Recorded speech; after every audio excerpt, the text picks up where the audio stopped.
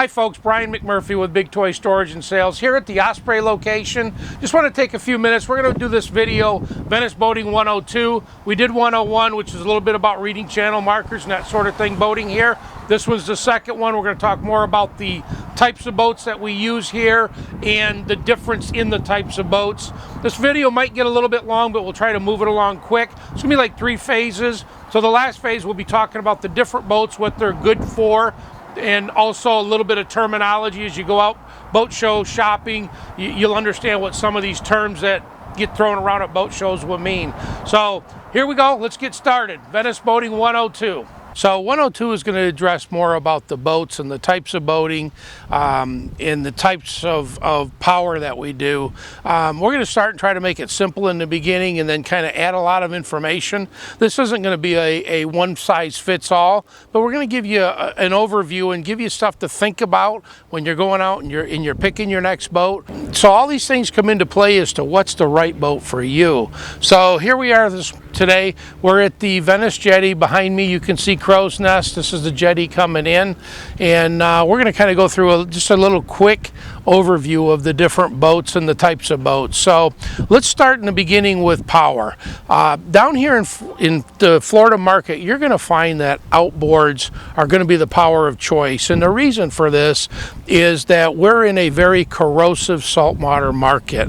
And so if you bring a boat down from the north, or you come down here and you buy an inboard outboard, whether it be a Volvo or a Merc Cruiser or whatnot, you're going to find that the maintenance is going to be a whole lot more on that motor and outdrive than you will have on an outboard. So as you come down here and you start looking for boats, you're going to see that 90% of the boats at most boat shows, unless you get into big monstrous boats, let me call it 40 footers and up, they're going to be outboard powered. Even the 35s, 38s, they're going to multiple 2, 3, 4, 5 outboards on the back, because the dependability is better, the maintenance is less, the fuel economy is better, just an all-around better, more dependable motor. So especially when you're in the stuff that we're in, which Nautic Star makes 19 foot all the way up to 32 foot, any of that, you definitely want outboard power for maintenance issues.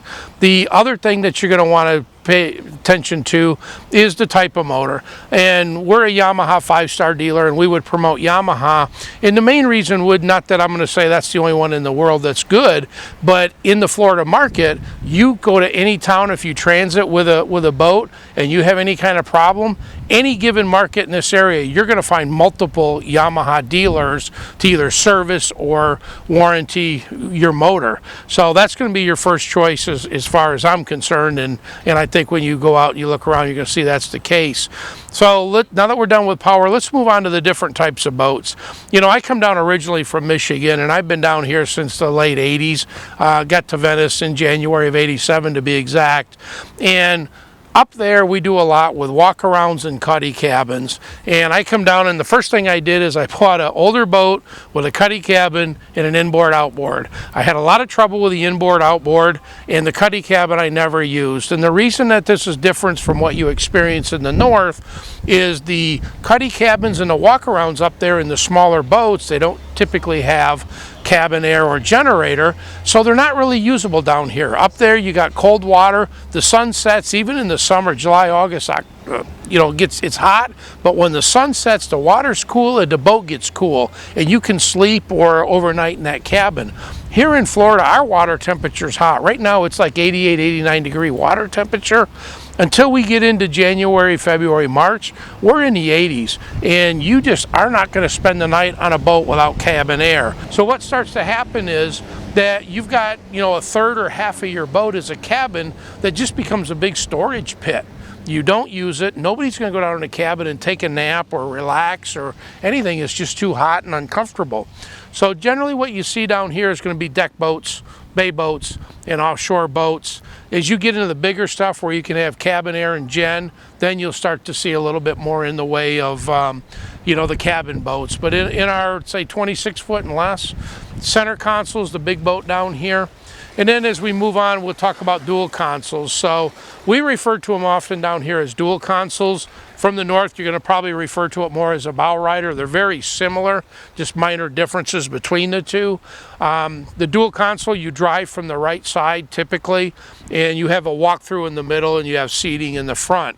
The center console is different. You sit in the middle of the boat, i.e. the center console. You drive from the center, and you can walk completely around it. This tends to be the preferred model if you want to do a lot of fishing, because down here you get fish on, and you got to go around the boat to catch them. So T-top and center console is the boat of choice. If you're looking to just do cruising and you want a lot of shade, then tends to be more of a dual console boat and a bimini top, because you get a lot more shade out of that. So as you go out and you start thinking about these boats, and you got to really figure out, you know, do I want to fish? Do I want to go way offshore? And by way offshore, I'm going to call it 20 miles or more. And the big difference with that when we say that is because we get storms that pop up, and if you're 20 miles or more off, by the time you visually see the storm coming at you, it's already well offshore, and you got to come through it to get inshore. If you're trying to do offshore, you're definitely going to, with a lot of fishing, you're definitely going to want a bigger boat. And by bigger boat, I'm going to call it 22, 23 foot and up. That's going to give you the higher gunnels you're going to need. So if you're way offshore and you got to come back through a storm and you're coming in through 5-foot seas, you got the gunnel height to get through there safely and comfortably. So as we wrap up the video about the different types of boats, we're going to just take a few minutes and go through various boats, show them to you, talk about what they're good for and their pros and cons for our area. So I'm currently on what we would call a dual console, because you got one on each side with a walk-through windshield. You might also refer to it as a bow rider from the north. And these boats are good for a little bit of crossover. This is designed on an offshore hull, so if you want to do some offshore, you can. You got high freeboard, and that is good for offshore. Also with the bow seating and comfortable, you can do it with a lot of cruising as well. So this is just an example. This is a 23-foot boat. This is generally what size is a sweet spot for our area. You know, 20 to 25 is where a lot of people land. You can get plenty of people on it. It's safe. It's not too small for our waters.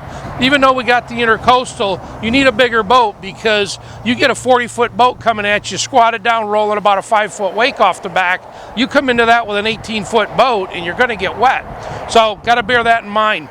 Also, when we talk a little bit about size here, the size you want is going to be determined about what you want to do and how many people you generally are going to boat with. If you're going to boat with 2 or 3 people at a time, then you might get away with a 19, 20, 21. If you're going to boat consistently with 5, 6, 7 people, then I would think you'd want to be a 21 to a 23, 24. And if you're going to be 6, 8 people, then you're going to want to definitely be 23, 25. That just gives you everybody enough space on the boat. And again, just obviously general, you know, parameters. Everybody's got to make their own decision, but that's it. We're going to walk to a few other boats, talk about what they do well and what they don't do well. So now as we continue our tour of the different boats, I'm standing beside the Nautic Star 195 Bay, 19-foot bay boat. What this boat does really well: easy to trailer, easy to launch, easy to retrieve. We got a decent little bow flare, but this is definitely not an offshore boat. This boat's good for, you know, 4 people or less, and it's really set up for fishing. You don't have a lot of comfortable seats on most bay boats. It's going to seat 2, 3, 4 people at the most, and that's kind of what they're good for, is just straight up fishing. Big casting deck back here, big casting deck in the front.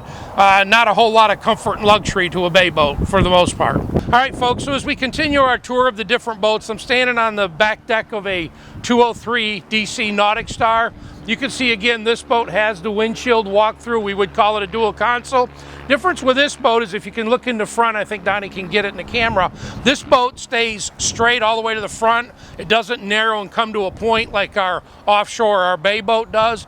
The advantage of this is it gives you a lot more seating in the bow of the boat, and you get a lot of comfort seating, and that's basically what a deck boat is designed for, is typically to go out and just have a lot of people and just go out to dinner or hang out on a sandbar. Lots of comfortable seating, seat a lot of people. These are 10 boat people, although 19 and 20 feet, it gets really cozy with that many.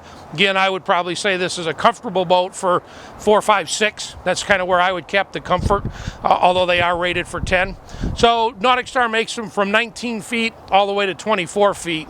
Next thing we're going to go to is our hybrid series. We're going to show you that because that's a good change between the offshore and the deck and a fish. And then we're going to go to the offshore boats. This is the hybrid series by NauticStar, and it's a crossover between a bay boat and a deck boat. So you can see again some comfortable seating in the front, but these cushions will snap out and there's anti-skid under it. So if you do want to fish this boat, you can get these cushions out of here. Got a pretty decent sized front casting deck, pretty good sized rear casting deck, and then there's 3 flip-up seats in the rear. So this would be something if somebody's like, hey, it's 50% cruise and 50% fish, this would be a great option for you. It kind of hits both of those. So this is kind of the next series of boats. This is the offshore. What you can notice the difference with the offshore is the tall bow flare in the front. You can see the NauticStar has where it kind of dips in and comes down. It's called the Carolina flare. So if you're running in rough waters, again, this is a design for an offshore boat. 30, 40, 50 miles offshore, 5-foot seas. As you're hitting big waves, it blows the water out rather than up and into the boat. This is something you're going to want to have if you're going to run offshore. Of course, we make it in a couple different models. Some of them do have some comfortable seating. Our offshore models run in NauticStar from 20 feet to 32 feet, and they make a really great riding boat. I want to take a few minutes. We're standing next to the 25XS. This is the offshore hull, the same one you seen earlier.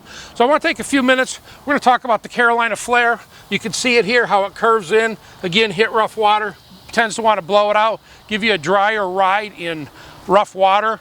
As we walk back, we'll talk about another thing. Talk about freeboard. As you go to the boat shows, you want to talk about freeboard. That is basically how far this boat will stick out of the water.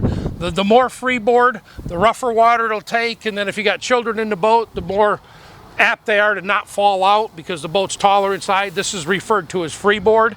As we come back to the back, we're going to talk a little bit about a hard reverse chine. NauticStar runs a hard reverse chine on every one of their boats from the smallest to the biggest. And that's right here. And you can see how the boat comes up here and then turns and wants to come down. And what that hard reverse chine does for you is it keeps the spray down low to the water. So if you're like today, you could probably tell it's very windy. If you were running with a crosswind and it didn't have that, the water would be up like this and the wind would be blowing it back into the boat. If you look at the videos of our boats running, the NauticStars, hard reverse chine keeps that water spray right down to the water so you don't have it blowing in the boat. The other thing we're going to talk about is you're going to hear the term dead rise. What's the dead rise of it? This is basically the angle of the bottom of the boat. And the higher dead rise, or the bigger the number, the more the boat's going to be a V like this. And the less dead rise, the flatter the boat's going to be at the bottom. And what you want to look for is, it just depends on what type of boating you're going to do. You're going to find your offshore boats are going to tend to run a stronger or a larger dead rise, and it's going to be more of a V. And what that does for you is it splits the waves and gives you a lot smoother ride in rough water. The drawback to that too much dead rise is the more you get the V, you do get a smoother ride in rough water, but the boat starts to become what's called tender. And by tender, when it's sitting at rest and people walk around, the boat wants to rock a lot. So that would be the disadvantage of a strong dead rise. The other thing is, the stronger dead rise you get, the better ride you get, but the less fuel efficient that hull starts to become because it's got more boats stuck down in the water when it's up on plane. So you'll tend to see your offshore boats are going to run a 18, 19 degree to 23, 25 degree. It would be an extreme dead rise, 25, but you'll see it on some of your high performance offshore boats. You'll see your deck boats are going to probably run more like a 12 to 18 degree dead rise, and that's kind of where your bay boats will fall to, is in that 12 to 18 degree. So again, as it flattens the bottom of the boat, boat's more stable in the water at rest and underway both, but then you do tend to get a little harder ride out of it. So these are a few terms just to bear in mind. I couldn't answer everything, but hopefully this gives you a good start. Stay tuned. We'll touch on all sorts of other stuff as we go through all these videos. We're going to be doing GPS navigation. We're going to be doing the safety course next with law enforcement. We've got night boating coming out. We're got a lot of stuff. We got a lot of videos coming. Just stay tuned, and we're going to try to get them out every week or two with another video. Thanks for watching. Brian, Big Toy Storage and Sales, Osprey in Venice, BigToysales.com.